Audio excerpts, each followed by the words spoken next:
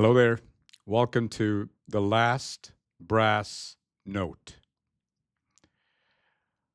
A story like this one is a minefield. Write about a plant closure in Ohio, and you risk earning the ire of the government, which promised to protect exactly these jobs, or the investor who made a business decision and doesn't appreciate being second guessed by a stranger, or the union, which fought hard and doesn't need an outsider explaining what went wrong, or even my own employer, which might prefer that its plant managers keep their opinions to themselves.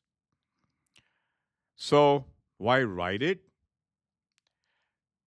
Because what if what I have to say stops everyone? Government, capital, labor, management, and makes them think of another path. Not a path where one side wins and the others lose, but a path where a 6 million problem gets solved by the people closest to it, and a factory stays open, and 150 families keep their livelihoods, and the investor actually makes more money, not less. That path exists. I have walked it. And that fact that nobody in Eastlake, Ohio was ever given the chance to try it is what compels me to write. I live in Wooster, Ohio. Not Wooster, Wooster, Ohio. I run a manufacturing plant here. It's not glamorous work, but it's real work done by real people who know things that can't be Googled. 2 hours northeast of me in Eastlake, Ohio, 150 workers at Conn Selmer recently learned that their plant is closing. By June 30th, the last American made brass instrument factory will go silent. The tubas, sousaphones, and French horns that have been built on Curtis Boulevard for decades will now be made in China. The company says the Eastlake plant lost 6 million in 2025. That's the number that sealed the decision. And I have no reason to doubt it. But here's what I can't stop thinking about from my plant in Worcester. What if that 6 million wasn't a verdict? What if what if it was a solvable problem and the people who could have solved it were the very workers who just got told to go home? On January 7th, 2026, UAW Local 2359 sat down for what was supposed to be the first day of contract negotiations. Robert Hines, the local president, had spent the entire holiday season preparing his proposals. The union came ready to bargain. Conn Selmer came ready to announce a funeral. They started off with a presentation of telling us how bad we were doing, Hines told reporters. There would be no bargaining, the plant was closing. Professional French horn production would move to a non union facility in Elkhart, Indiana. Everything else was going to China, where Conn Selmer had quietly established a production operation in 2024. The workers say management had previously praised their productivity. Both things can't be true simultaneously, the praise and the losses. When a company has never systematically asked its frontline workers to help fix the problems that leadership can see but can't solve from a boardroom. Former union president Joe Mani told reporters about the last time he met the company's owner. He had one question: is your plan to keep this an American made, American instrument company? The answer was yes. That's all I needed to know, Manny said. And here we are today. So here's what I know after 36 years of running factories on 3 continents. A 6 million annual loss in a 150-person plant is not a death sentence. It's a diagnosis. And the treatment is almost always standing right in front of you, wearing safety glasses and steel toed boots. $6 million across 150 workers is a $40,000 per employee. That's the gap. In my experience, that gap is nearly always closable, not through layoffs, not through wage cuts, not through offshoring, but through the systematic deployment of the intelligence that already exists on the factory floor. Every manufacturing plant I've ever walked into has the same hidden reservoir. The line worker who knows exactly why the third station jams every Tuesday afternoon but has never been asked. The quality inspector who can hear when a bell flare is wrong before any instrument confirms it. The maintenance tech who rigged a fix for a chronic breakdown that engineering has been studying for 6 months. The veteran who trains every new hire and carries 30 years of process knowledge in her hands. This intelligence is already there. It's already paid for. It shows up every day, clocks in, and waits to be deployed. And in plant after plant, year after year, it never gets asked. Instead, what happens is what happened in Eastlake.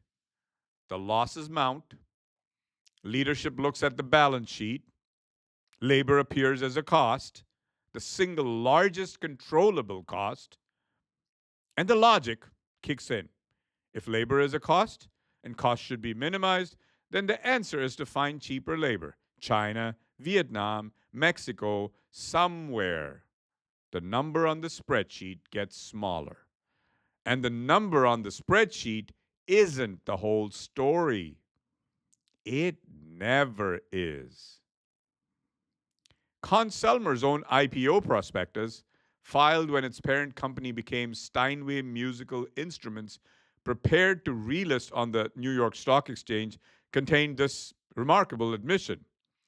Many of the skills we require are not typically taught in traditional universities or schools.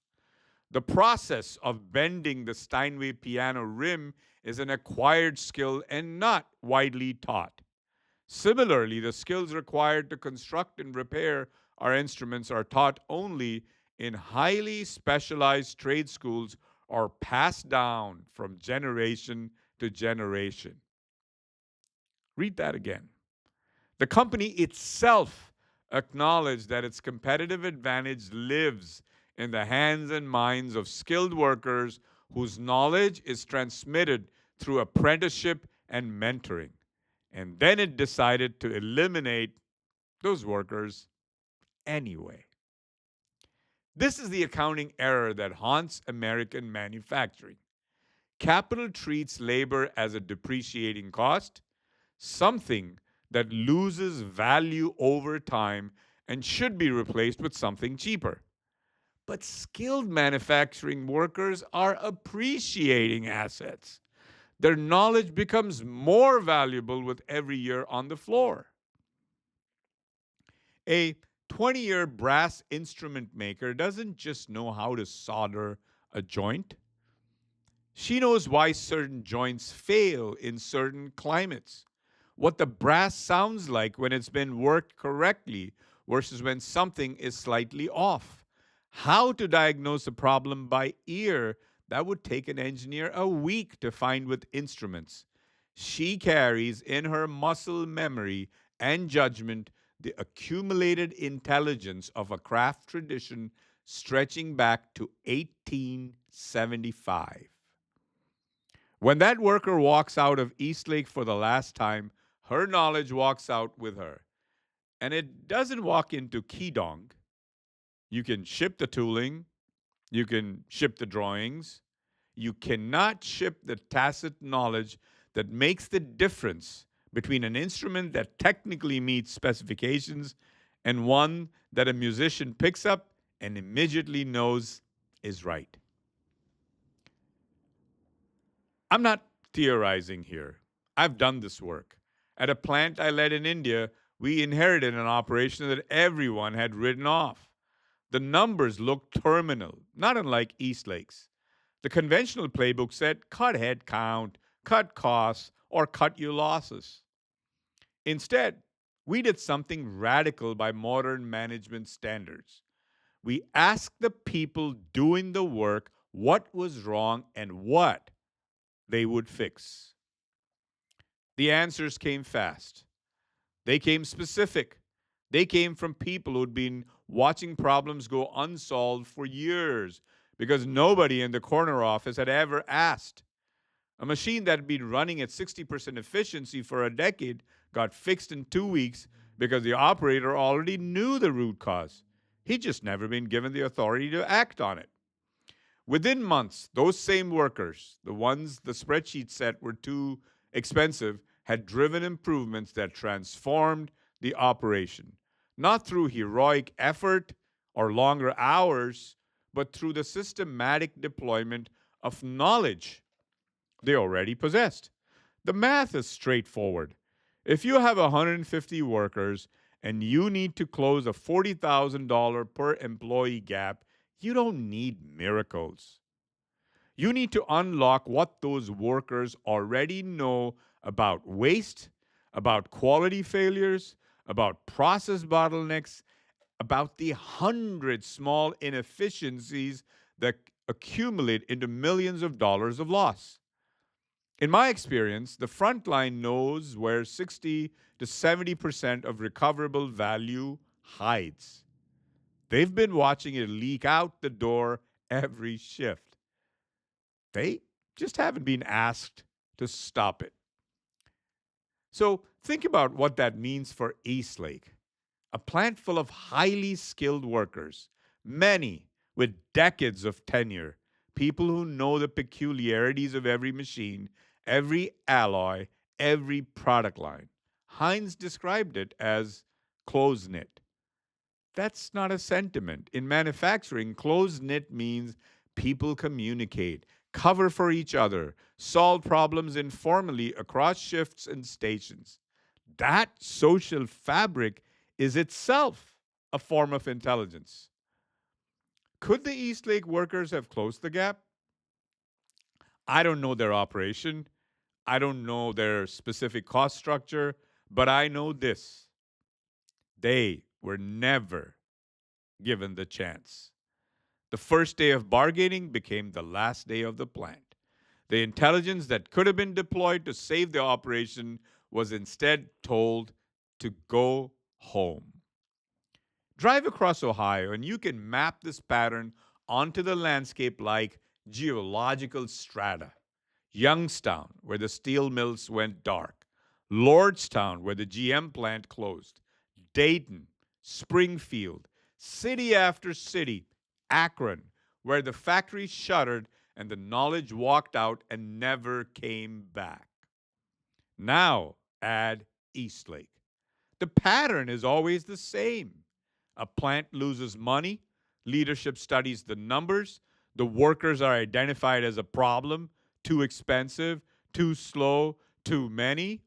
The decision is made to close, to offshore, to automate, and in every case, the one thing nobody tries is the one thing that might actually work: treating the workers as the solution rather than the cost. A tuba isn't a widget. It's a it's a musical instrument that will be played by a student in a high school band in Iowa, or a professional in the Cleveland Orchestra, or a kid in a church ensemble who discovers for the first time that she can make something beautiful. The quality of that instrument, the resonance, the intonation, the feel of the valves is determined by the skill and care of the people who make it. I know this is not just a manufacturer, but a musician. I play the sitar. The finest sitars in the world come from Miraj, a small town in Maharashtra, India, where families have been crafting them for generations. The knowledge lives in specific hands, in specific workshop, passed from father to son, master to apprentice. The wood selection, the gourd shaping, the fret tying, the bridge placement, every step carries accumulated intelligence that no manual can capture.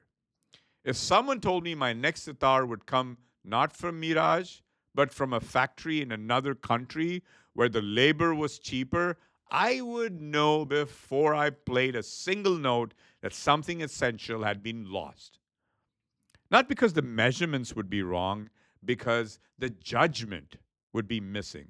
The 10,000 micro decisions that a master craftsman makes by feel, by sound, by instinct trained over decades.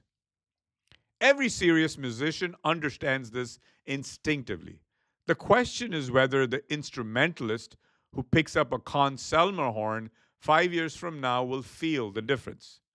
Whether the brass will resonate the same way when it was shaped by hands that learned the craft last year in Keydong rather than hands that carried 30 years of Eastlake knowledge. Whether the intelligence that lived on Curtis Boulevard is transportable across an ocean. I think musicians will know. They always do. Conn Selmer says it remains deeply committed to U.S. manufacturing as we've been for more than 150 years. But you can't be committed to American manufacturing while closing your only unionized American brass plant and sending the work overseas. Words are not commitment. Sitting down at the bargaining table is commitment. Investing in your workforce is commitment. Asking the people on the floor what they know and what they'd fix, that is commitment. On February 5th, the Eastlake workers held a Save Our Plant rally. They didn't show up to mourn, they showed up to fight. These 150 people are refusing to go quietly. This is what I mean when I talk about the intelligence that lives on the factory floor. These workers aren't just skilled at making instruments. They understand their own value. They understand what will be lost. They understand, in a way that the spreadsheet never captures, that manufacturing capability is not a line item you can move from one column to another. The question isn't whether Eastlake was losing money. It was. The question is whether anyone ever seriously tried to deploy the intelligence already present in that plant to fix it. The answer, as far as I can tell, is no. That's the real loss. Not just 150 jobs, not just a factory, but the proof.